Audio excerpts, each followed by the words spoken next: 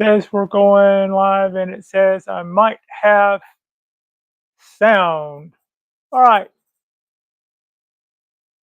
Hello, world. Patricia O'Connor and Frida Reba Darcy here. According to the screen, I'm looking a little choppy.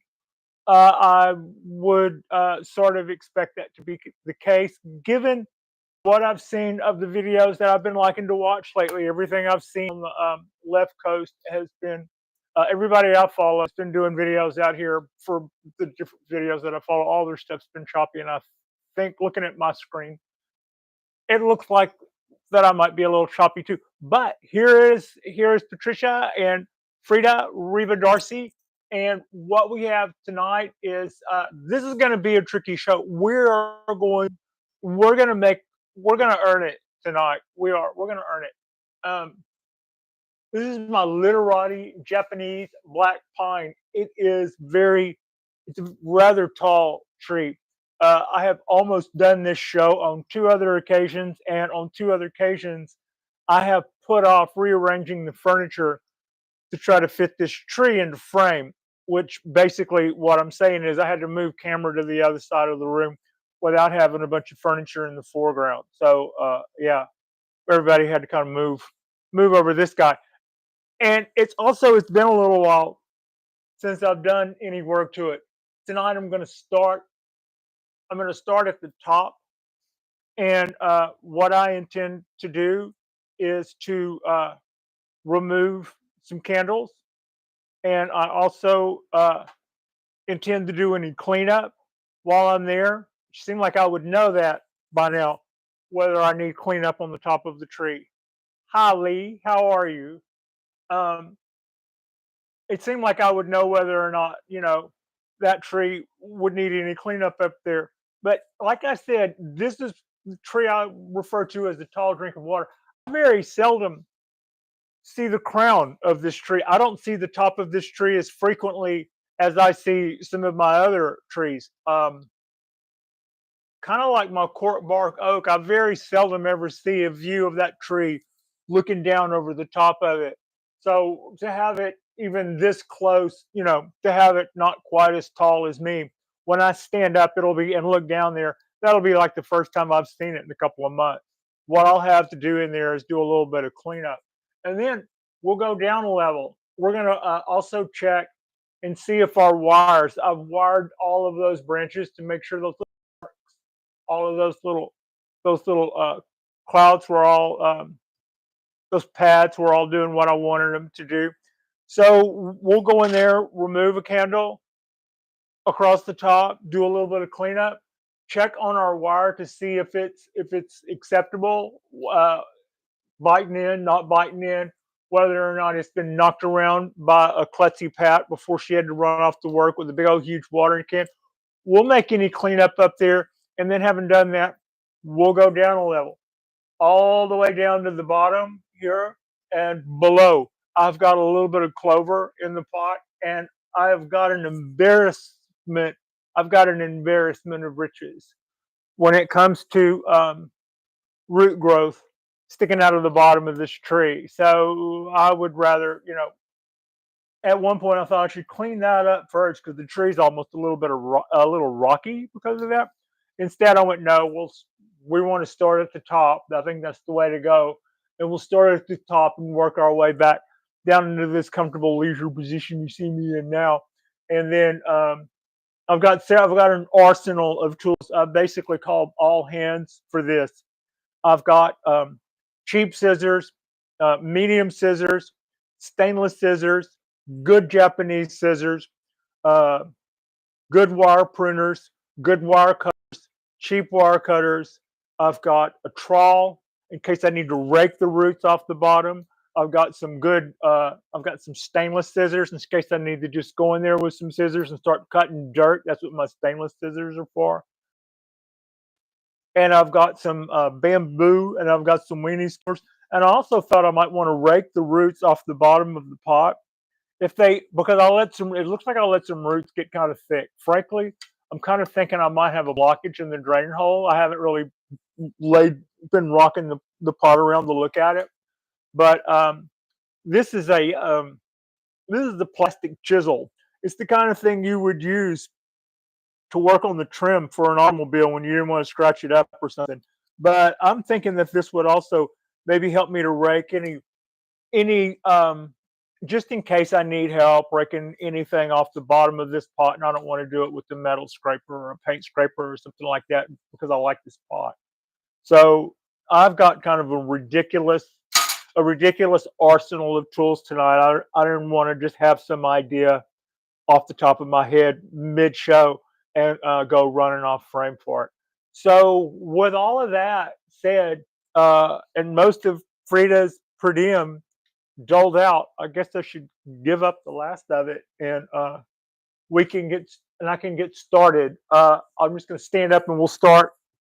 We'll start right up here, and I'll turn this around so I can see what's going on. Okay, so basically, let me see. I think we'll start with our good scissors. Uh, it's funny. There's another show to drop when I finish this one. When we finish this one, I've got another show in the wings, and I did that show on the balcony today.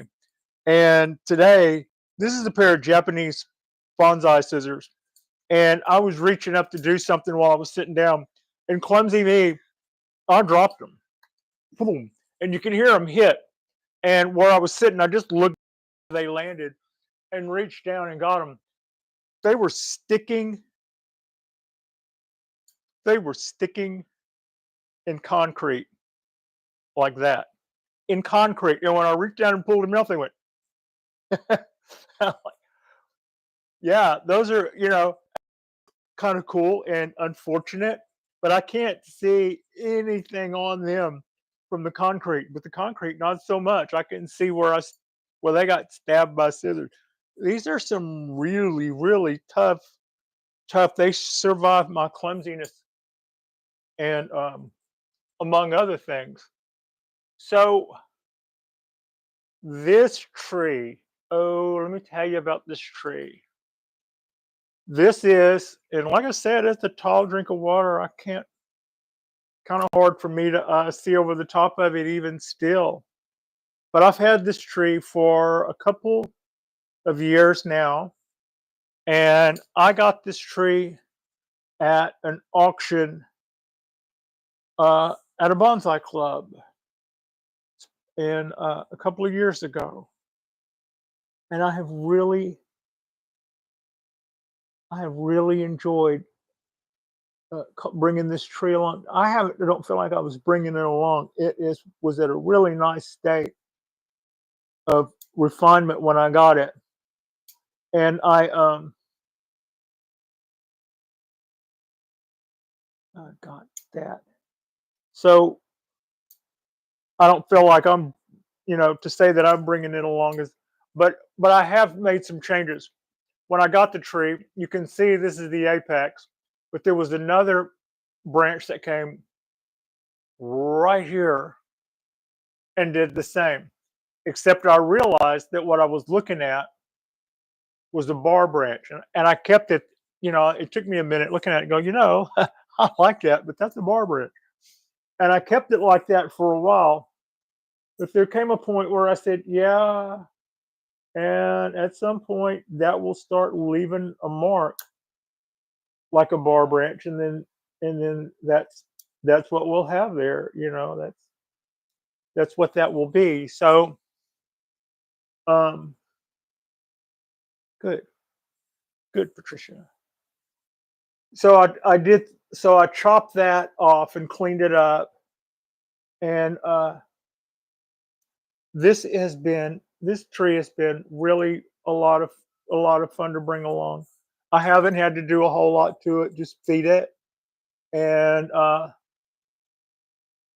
it looked it looked a little yellow to me when I got it.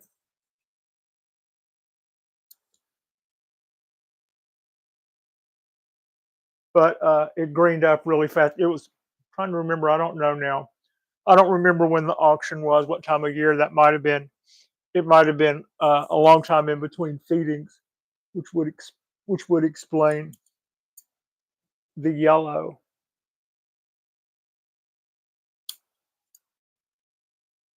Get out of there.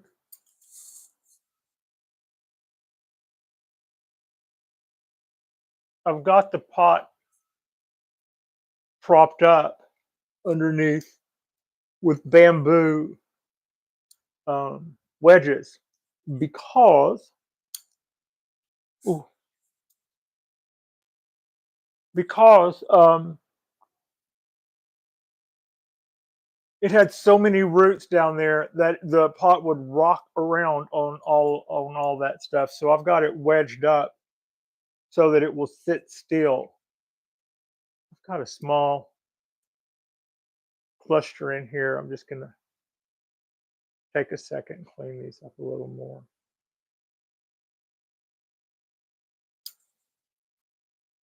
I've also seen people do this with chopsticks instead of scissors. Those little green tips, as they come up, they're real fragile.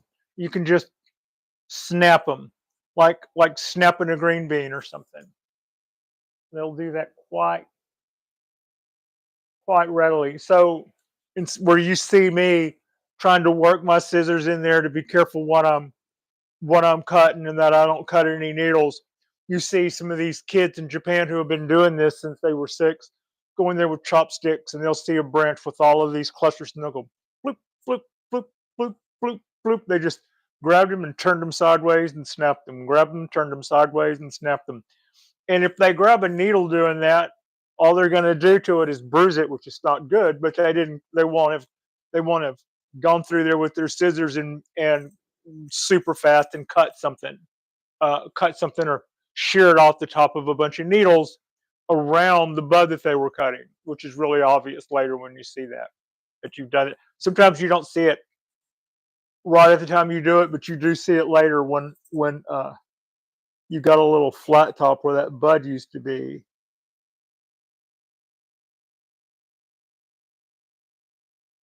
It leaves like a little bald spot in there.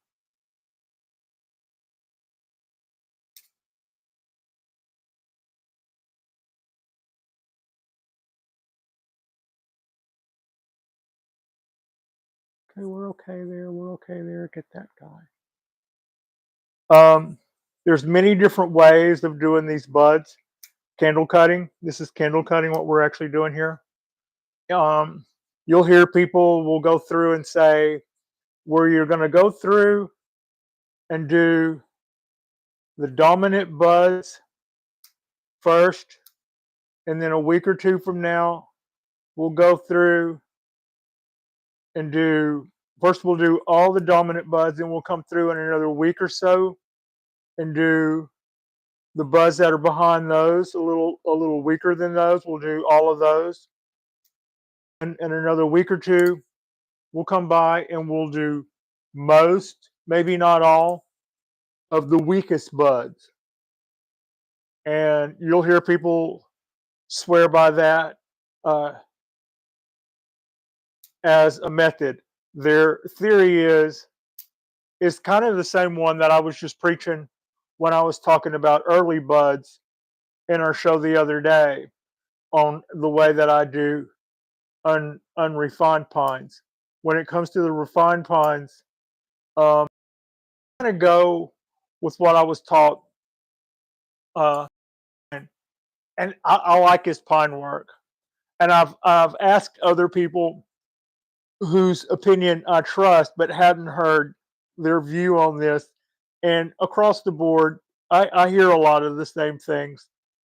Nobody's going to crucify you for trying something like that or doing something new. That's been done before, and quite a few people are still doing it. And it has it. I'm sure at the end of the day, you can probably see some merit for the reasons why you're doing it. But just go through when it comes time to cut the candles and cut all the damn candles and then move on to your next tree. I think he probably does it that way because candle cutting season is something that he finds himself stretching out because he's got so many trees that he probably starts a little early and maybe runs a little long. Same thing with his planting season. He probably finds that he's repotting just as the starting pistol goes off, and he's probably still repotting a little later into this a little later than what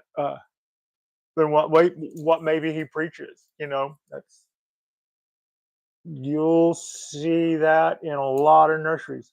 You'll also now this is not talking about teachers, but this is talking about nurseries, which is different.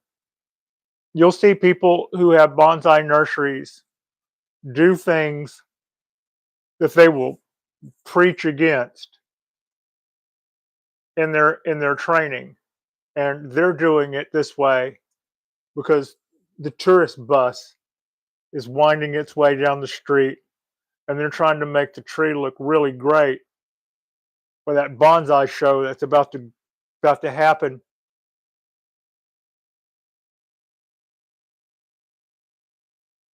when the doors open on that bus. You'll see they'll go through and the same guys, and I've done this a million times. I'll even kind of make a joke about it.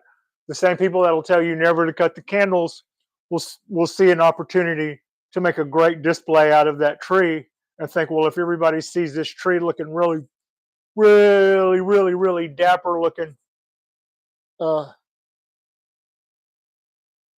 they'll snatch this guy up before the other tourists have a chance to create a little feeding frenzy there, and boom, you just sold a half a dozen pints. Pays the rent. Okay, that's Siri here. Let me know if I can help. thank you very much, Siri. Oh, also, hello, Paul Kraus. How are you doing? Let's see. Hold on one second. How? Who? Who? I'm just doing something. Hold on one second. One second. One second. Oh, wait a minute. Let's see. Boom. Boom. Boom. I hope everybody is having a fantastic weekend. Uh, I get to move down one level on this tree. I noticed that all of the buds are sitting crooked, and I was about to get worried, and then I remembered it's sitting crooked down here because it's sitting on a lump of, it's sitting on like a pillow of roots. So I get to move down. Well, actually, I suppose I could bring the tree up. No, no, I'll just crouch down. We'll just sacrifice. So I'll rotate it around where I can get to my next level. This is almost like that. Oh, this is a good level to work though. This is almost like that chess game that Star Trek invented years ago. That multi-level chess game. We do our little bud selection, and then we move down a level and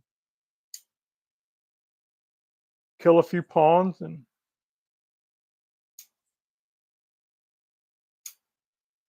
there we go. Boom. All right. I looked up there. I do see where I've got a little bit of bite. It doesn't worry me. I don't mind it. I think it's it's not a bad look. I will keep an eye on it, and I will on this tree. I will make sure that this wire is always at a removable level. But I'm kind of down with it right now. Boom. I've got the garbage can moved in and emptied, and so far I don't think I've hit it with a single thing. All right, get in there. See where you can see me kind of poking around or stabbing around, trying to trying to not get needles, but then get the candle. And what I'm doing is when you look at the bud that we call a candle, because it kind of resembles the candle at one stage of growth. But when you look at them, you can see the part where it's going to be needles, and then underneath that, you can see a little ring of nothing. Cut it there.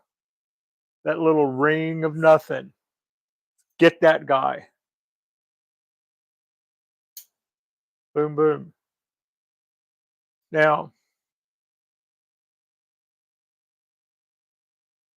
so the other day, we did our show about early bud removal, and that is for our multi-flush pines that are not in refinement.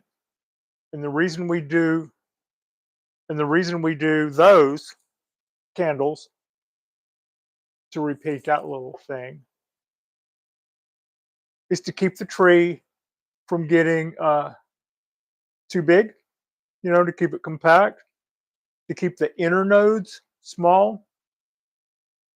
And you can kind of, to say to get more back buds is kind of right and kind of not.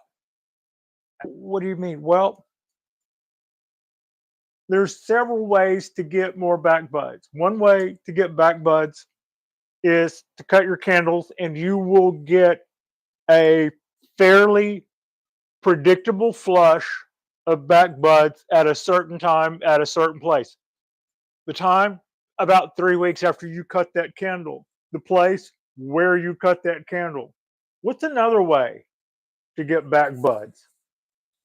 Not cutting the candles. So that's what I mean. Uh, the tree would back bud if you didn't cut the candles. Uh, it would turn that candle into energy. It would take that energy and turn that into an expenditure, and it would spend that on flushing out more back buds. Just you know, wherever you see those little pre-bud sites. But it would be doing that between now and whenever. And whenever we cut the candles, we get them then, and we get them and we know where we're going to get them. And if the tree is still in some stage of development, we're going to take and cut that down to 2 and be glad that we did it, because that's going to help us further along our design on this tree. We're going to take those 2s and those 4s and all that, and that's just going to help us further develop that tree. So on our non-developed trees, the reason we're doing it is to keep our inner nodes small, to keep the tree small, and to keep the energy in the lower parts of the tree where we intend for our bonsai tree to be once we get that far along. This thing is starting to get sappy. These scissors are starting to get full of pine sap, which is making them a little hard to do, making them hard to get in and out of here once I'm done my cut. So that's kind of our pre-bud story. I've got quite a bit of that done already. I've got quite a bit more to do. We'll probably go out on the balcony a few more days. We'll probably go out on the balcony more days this before the summer is up. Well, actually, we'll have to fairly quick and do some more of those.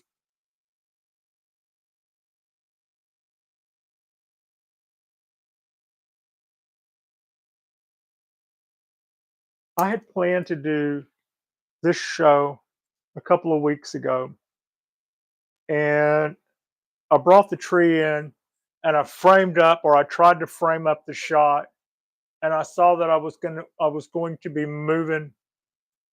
I saw I was going to be moving all the furniture, and I'm just not into it.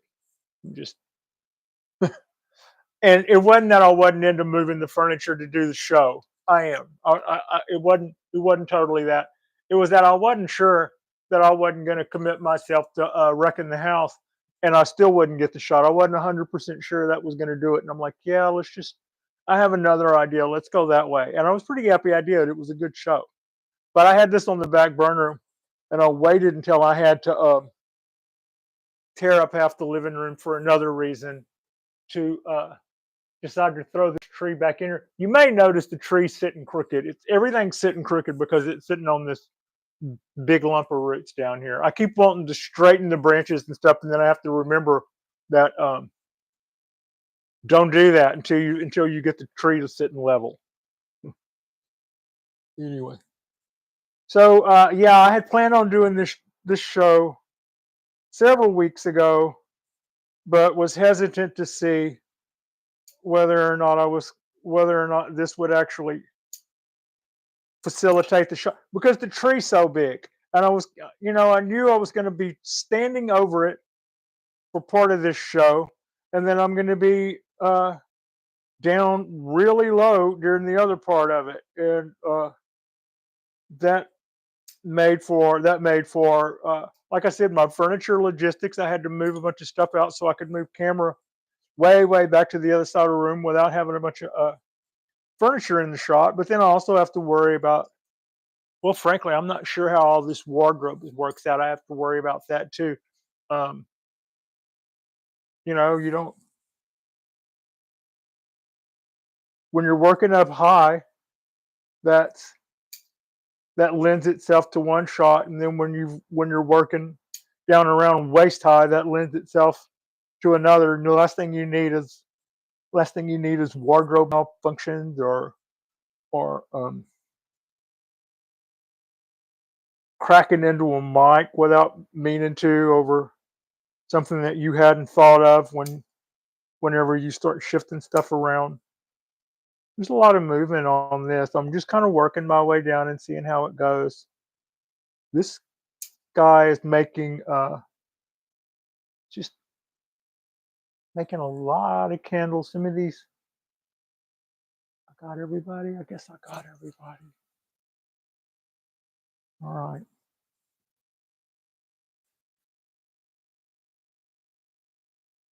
Where you at? There it is. Boo boo.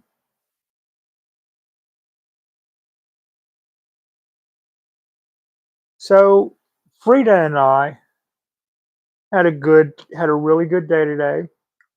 We took this bench out on the balcony, and I'll just give y'all a little heads up. We did a show about our cork bark oak today. We will be doing several of those this summer too. That species of tree lends itself to more than one pruning per spring, summer, more than two or four or five. We will probably get many flushes, many flushes out of the tree. And about 30 minutes, probably not even that long. I think I've completed everything.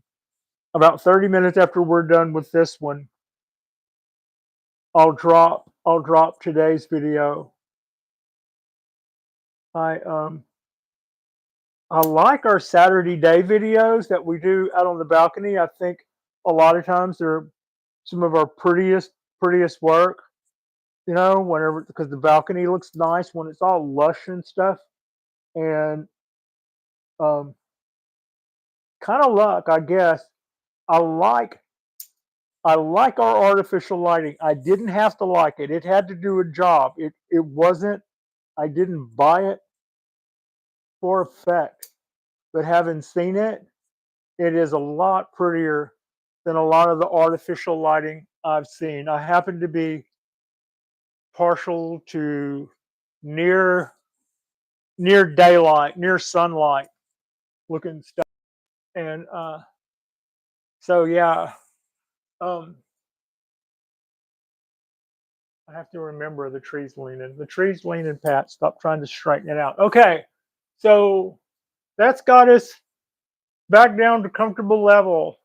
We have this level, and then pull out our crud and then start cleaning up, get the monitor where I can see it again.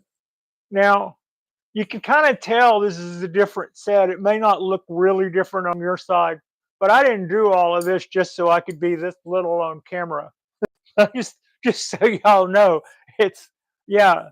Um, so all right, wow.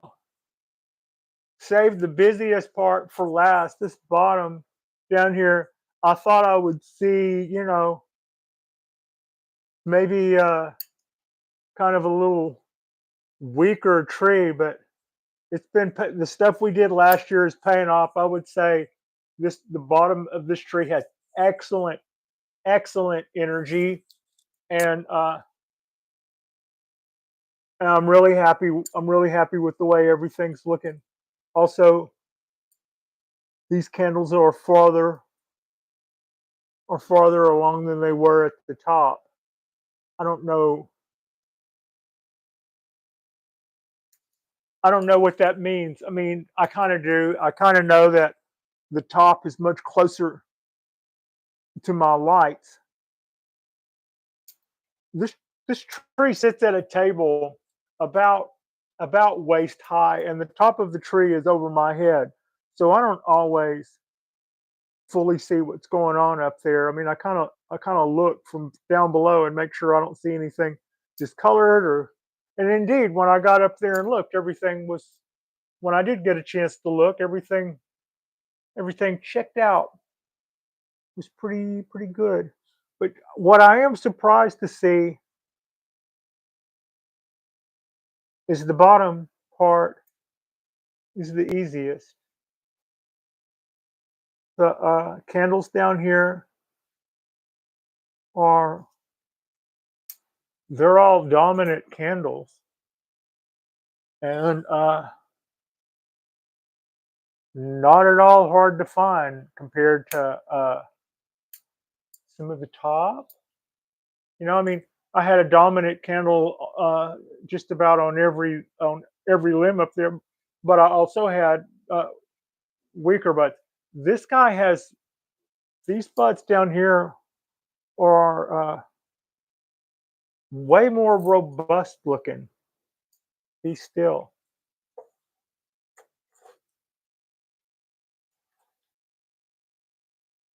Pat, you be still. Okay. That's kind of why part of me kind of wanted to do the bottom first. I didn't want to go back and forth, raking the roots off the bottom of the pot and then starting at the top of the tree. One direction or the other. No calisthenics.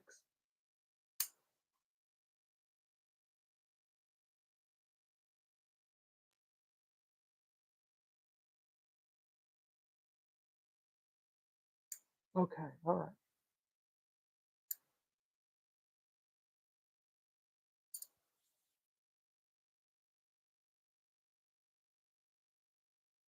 To some extent, this went better. To some extent, this went a lot easier. Went a lot easier than I thought. I think I got the timing right this year. Last year, it was really difficult to tell what the guy before me had done. I wasn't sure if he had done the candles or not. I frankly could not see where he had done the candles, but it was so far past candle cutting season that I just wasn't sure what was going on there. I never did figure that out.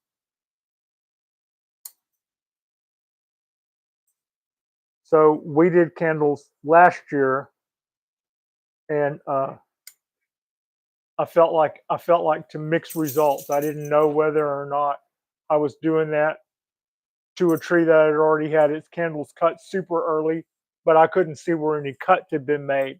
And it was like like a month or two after candle cutting season, and I thought I should have been able to see signs where that had been done. And I had seen signs where the tree was yellow, where it was put on a regiment where they had picked up their food so that they could do their candles. But I thought it was odd that I didn't, I still, maybe I didn't see the cuts because they snapped them off, or maybe their technique was such that they didn't leave cut. And I'm just a grasshopper with much to learn. But uh, gonna go back through and make sure I didn't miss anybody here right quick. No, I got that guy. I got that guy.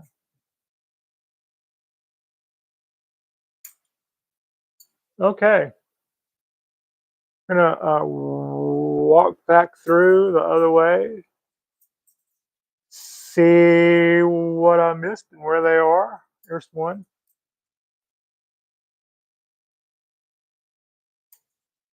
Beautiful day today. It was cool. Had the doors, windows open today. Really enjoyed the weather. Really, really enjoyed the weather. A friend of mine who used to be a neighbor moved. This is in Alameda. They moved down the road, still in Alameda. For those who were living in the Bay Area, they sent me a picture of a pretty juniper, which was at the end of it looked like the big juniper that would be planted next to a mailbox. And I did see a pretty deadwood feature coming out of a lot of healthy foliage. They said they thought about pulling it up, but thought of me and sent a video. So if anybody's close and they want to go get a yarded dory 50-year-old juniper with a cool deadwood feature, let me know. I'll try to hook you up or send you the video and see if it's something you'd be interested in. Just thought, yeah. Okay, now we got our candles.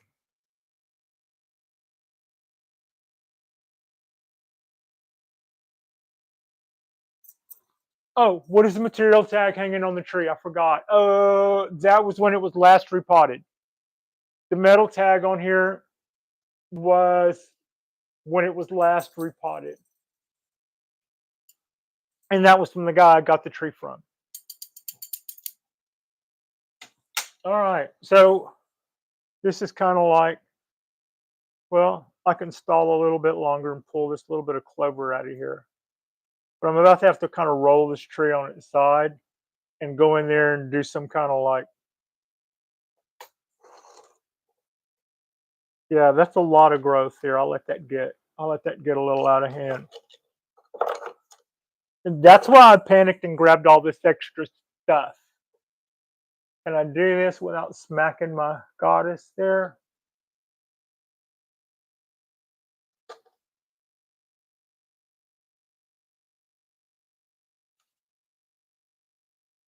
Yeah, Pat, that's a lot of roots, honey. You kind of let that. The good news is they're not, I'm not finding like some big, huge turnip thing growing out of one of the drain holes. I'm going to be able to clear all this out. Yeah, I can clear all this out with my fingers. I brought machetes and grenades and uh, saws and all kind of stuff, and I'm able to do this pretty much with my fingernail. Well, I didn't, it's live. It's live. I didn't want to get over here and have to. I didn't want to have to get over here and then have to go running around all over the house looking for stuff. I've had to do that before, and I'll do that again if I have to. But I don't think it's our best work whenever I go running around the living room. This, if I were going to do some heavy bending on a tree like this would be a candidate for raffia. You guys have never seen me do raffia. I have my reasons for that. I've got a stash of raffia that you can barely see on the sunny side of the goddess. On the corner of that table, you can see what looks like some weeds. That's a big bundle of raffia. If I used raffia multiple times a year, that would probably still be a lifetime supply of freaking raffia. It's basically a decorating item here. The reasons I don't use raffia is there are other materials that you can use instead of raffia. When it comes time to bin things, whenever you look, somebody had to put some really bins here, and put a really cool bin here, and they did that and that and that and all those bins. In fact, I should probably bring that down a bit. Also, now I should probably look and see how we are looking as far as my branches being straight and stuff. Pat sometimes clumsy with the watering can and goes smacking into stuff, or it just kind of shifts. Uh, but back to the raffia. The reason I don't use raffia whenever I do bins on my pines is because one, I want to see them when they crack.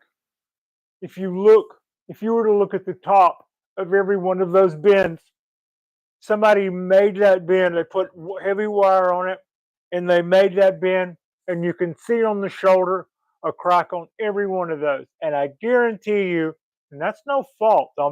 That's not complaining. That's how you do it. You don't worry about cracks.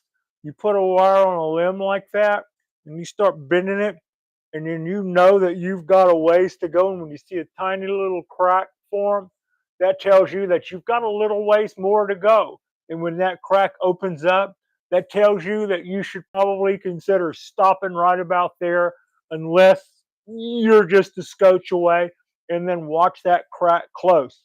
And then maybe if it opened up a little more, maybe you put a little something on that, paste, and you get away with that with Japanese black pines, especially when you start doing that in June, July, summer. I, I don't know if this is a proper analogy or not, but I think of it like this. When all of those, when all of that sap that is so thick and doesn't even hardly want to move through a tree is as hot and as light as it can possibly be, that's whenever we have the most luck bending our Japanese black pines. Whenever that stuff is thick and kind of clogged up in there like frozen hard rock candy, that's whenever we snap our trees. Maybe that's an unrelated cause and effect, but that's the way my mind thinks of it, because that's the way that time of year works. When it's hottest, they'll bend. So and we watch, and I watched that crack open up, right? And the reason I said this would almost be a candidate, because it's an 8-year-old about to be 10-year-old tree. How do I know that? It's developing cork on the bottom. That was the cue that it was time to sell and get the most money. It's starting to develop cork. We know, I mean, bark, cork. We know on black pines that at 8 to 10 years, they start to develop bark on the main trunk. That's an age indicator of age. So 10 to 15 years, it moves down to the limbs. 15 to 20 or something like that, and it's all the way down the branches. And that's part of our indicators on. We have these little rites of passage things, kind of like we do other animals and humans and stuff. We can tell what decades of development they are by those different little indicators. And this is about an 8-year-old tree, so it doesn't have bark yet. So a lot of people would think if I was going to do some heavy bending on this tree, I would go in there and go with raffia. And other people would maybe think, well, it's once it has bark, let's put raffia on it so that when we bend it, we won't just be destroying the bark. Not so. Raffia becomes the thing that destroys your bark when you put it on there and tighten it up. When if you were to just remove it all, when you were done, you would see a pile of bark laying on the table. That would be what destroys the bark. So I would maybe, if I were going to do that on a pine, I would probably do that on a pine that doesn't have bark on it. And then if I were going to bend a whole lot, I would be going, well, I want to see those cracks develop so I'll know when to stop. And if I've got it wrapped in raffia, I'm not going to see that. I'm taking my ability to judge the situation out of my hands. So I have seen other people's bonsai shows where they have done follow up on trees that they have gone to bonsai festivals, bought cheap materials, turned them into quality work, and then the follow up 6 months later, we see that the thing didn't survive underneath the raffia. And the reason they showed us is we heard it snap when they were making the video. And if you remember and follow up, and they're on top of their game, they'll go, "Yeah, we did this." that was that goes back. That goes back to the guys that I really like over at Bonsai Q. They did like 5 trees that they bought at a market, that they got at bargain, and they elevated all of those trees. And one of them, one of them, they had absolutely. It looked like geisha like the way that they had done the raffia to that tree. It just looked so formal and elegant, and they just made those swoops and bends. But he was doing this and just going on it, and you could hear it snap, and you could see that look on his face, like, oh, I'm not sure. I just got to wait with that. And it wasn't the only limb on the tree. It was a good thing because later they were doing a video about how they had to turn around and redesign that tree. So that's my little thoughts on raffia. There are times when it almost looks like an elegant thing to increase the presence of something that's being brought along, and I can kind of see it as a decorating thing in that kind of way. But about the only time I would ever use raffia is if I were going to put a bar of heavy steel along this tree, for instance, that rather than lay it next to the tree and then lash it up with rope or wire or raffia, I would probably tie a band of raffia here and leave a loose loop and then tie the bar to that and then go up here and do the same and then go up there and do the same. If I were going to put something heavy like a piece of rebar next to a trunk or next to bark, then I would probably use a sling or raffia to try to shelter the tree from the heavy rusty metal bar. I think that's probably about I think that's probably about the only times left that I would actually use raffia. When it comes to some of my other trees, I may come along later and see a need for it. So far, I haven't seen a need for raffia that I can't do with parafilm, rubber tape, or you know stuff of the like. Raffia does have a pretty look to it, and it is very, very, very, very strong. However, when it comes to the things that I thought that I would use it for years ago when I bought it, I've never used it for that. And it's kind of a shame because I knew some new tricks. I knew some what I thought would play out to be um, kind of a cool trick. Instead of just wrapping it around and pulling it tight, and holding it with your thumb and bringing it around and pulling it tight, I would have just went half hitches all the way up, and it would stay. You could take your hands off of it, and that wet raffia would stay tight. Anyway, that is a little bit about raffia. That'll come up to be important again here in a minute. The next couple of shows, we're going to do a show here in a minute about wiring, and we're going to talk about raising our game on wiring, what we've gotten away with in the way of wiring, what we've done wrong in the way of wiring, aluminum wiring, copper wiring, um, guy wires, um, all of that good stuff. And that's coming up, and that's kind of why I had raffia on the brain. Like and subscribe if you guys have not already. Our next show will be in about 20 minutes when I drop the video we did today. That'll probably be a pretty good show. And in fact, I saw it. I think I think we did. I think we did okay. And so yeah. And then tomorrow we'll probably go out on the balcony and do something. It'll be our Sunday. It'll be a pretty nice day. But why the heck not? We've got that balcony full of gorgeous trees out there. It's so green you can't hardly move around. Everything's just getting so big. I appreciate you, Frida. Appreciate you. And thank you so much for watching. We haven't been on this show enough here lately. Thank you so much for watching.